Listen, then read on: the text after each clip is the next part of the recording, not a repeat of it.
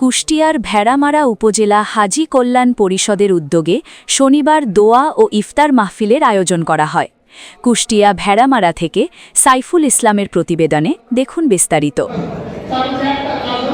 ভেড়ামারা উপজেলা হাজী কল্যাণ পরিষদের সভাপতি হাফেজ মাওলানা খাদেমুল ইসলামের সভাপতিত্বে অনুষ্ঠানে অতিথি হিসেবে উপস্থিত ছিলেন বাংলাদেশ জামায়াতে ইসলামী কুষ্টিয়া জেলা শাখার শিক্ষা বিষয়ক সম্পাদক ড নুরুল আমিন জসিম, কুষ্টিয়ার ইবনে মাসুদ মাদ্রাসার প্রতিষ্ঠাতা পরিচালক মাওলানা আফজাল হোসেন, হাজী কল্যাণ পরিষদের যুগ্ম সাধারণ সম্পাদক মোহাম্মদ মোলায়েম হোসেনের সঞ্চালনায় ইফতার পূর্ব আলোচনা সভায় বক্তব্য রাখেন সংগঠনের সাধারণ সম্পাদক মোহাম্মদ জৈমুদ্দিন আহমেদ, সহসভাপতি আমিনুর রহমান, হাজী মাহবুব আলম খান, উপদেষ্টা মুফতি আব্দুর রাউফ, জামায়াতে ইসলামী ভেড়ামারা উপজেলা সেক্রেটারি মোহাম্মদ শফিকুল আলম, মাওলানা কাউসার আলী, মাওলানা আনোয়ার হোসেন প্রমুখ।